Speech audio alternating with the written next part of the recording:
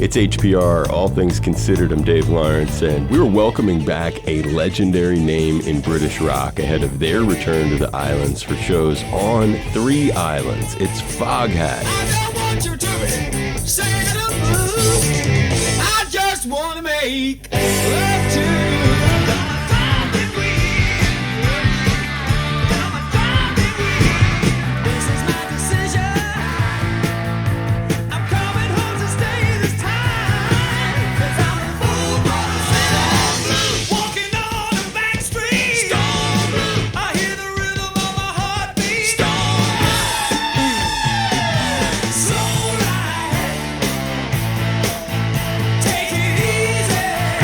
Foghat are heading to Kauai, Porter Pavilion, Anainaho Community Park, Saturday, January 31st. Then they're playing Thursday, February 5th at the MAC, the Castle Theater. Then in Honolulu, Saturday and Sunday, February 7th and 8th at the Blue Note. Just come back from a UK tour, looking forward to hearing about, and it's an honor to welcome original Foghat drummer, super nice guy and very well-dressed man, I should say, for the occasion, Roger Earl.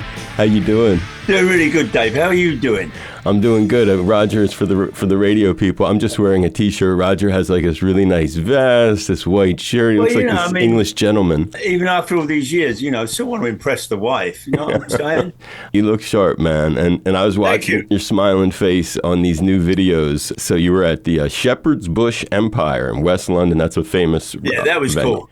What's that like as a venue? That's a pretty well-known one. Beautiful theatre. It's got 3 or 4 tiers.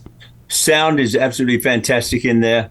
I had about 30 people who were family and stuff because, I grew up in London. Yeah. And, it was really terrific. I got up and told some stories about my growing up in the Shepherd's Bush and that area. It was a blast, actually, because I haven't played there since 1973 was the last time I played England. That was something else that I was talking to Linda, your wife and manager, about, and I didn't actually, she had mentioned that in an email. So what's the story on that? Because you're a British cat, and obviously Roger does live in the U.S. for a very long time. How come it's been so long that Foghat never were there in England?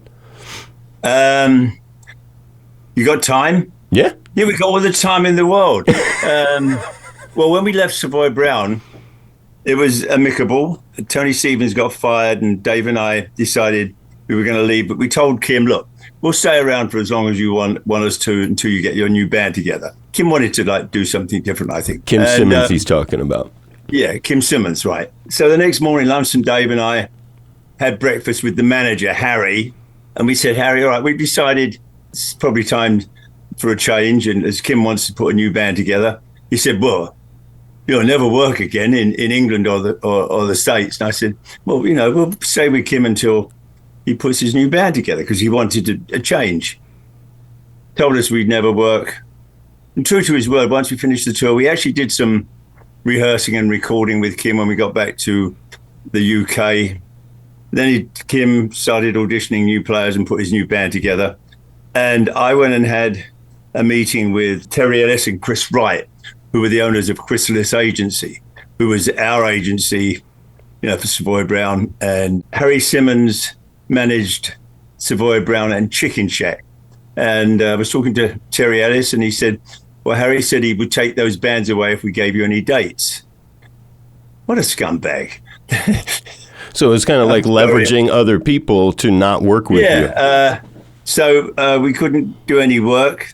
It was pretty tough, actually, but we got a record deal with Albert Grossman, Bearsville Records. And Bearsville is a subsidiary of Warner Brothers. And what was his name? A lot of people worked with Albert. Todd Rundgren and Janice. Yeah, and we were with Derek Taylor, who was the publicist for the Beatles.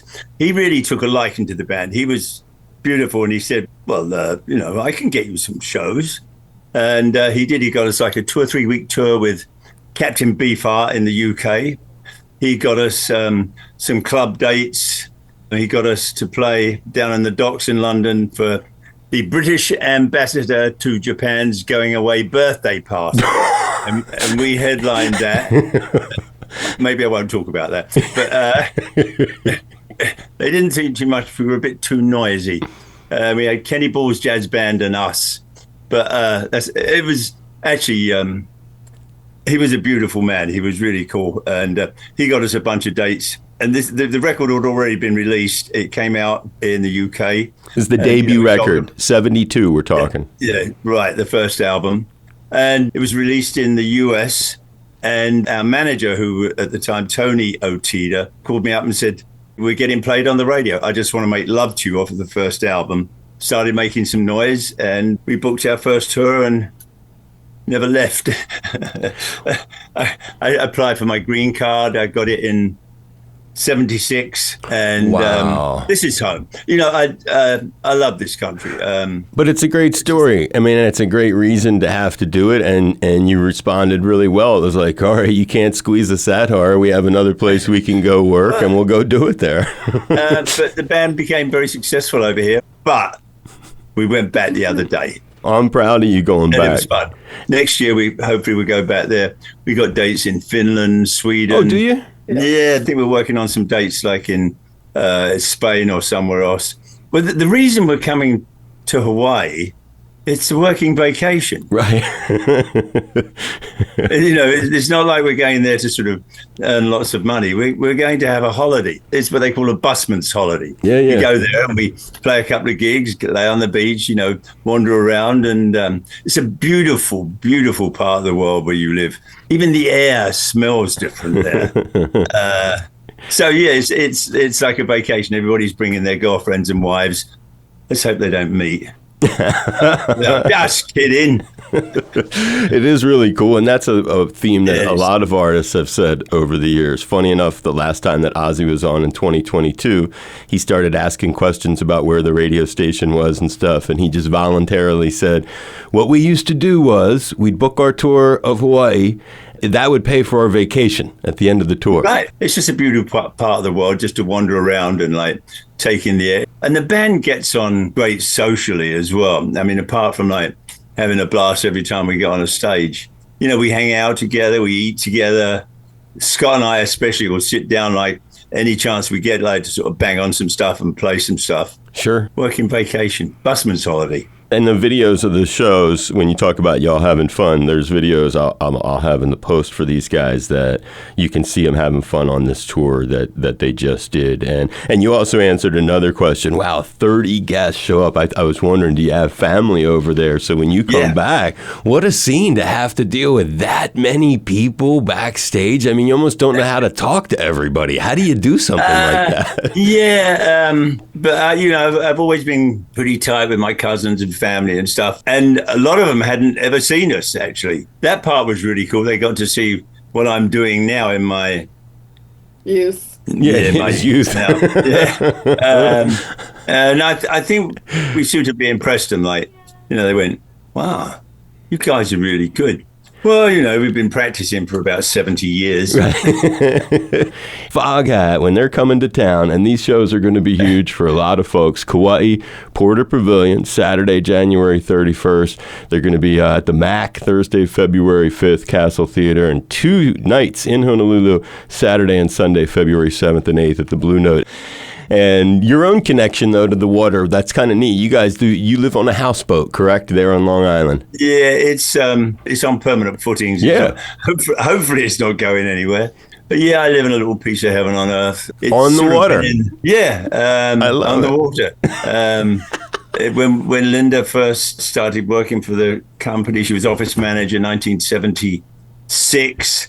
We rented it at the time, and then Linda decided to rent it, and eventually Linda bought it. So I love it. It's got a lot of Foghat history here. We used to play volleyball out the back there, and you know, I used to stay in the cottage before we became more than good friends. Shows why you have a connection to Hawaii. Yeah. You're on the water as we speak. On the water. Well, I'll see you guys soon, and I'm giving you big high fives. Thank you. Aloha, my brother. Good talking to you, Dave. You Aloha. too, Roger. Stay safe. Take care, Dave. Bye, Linda.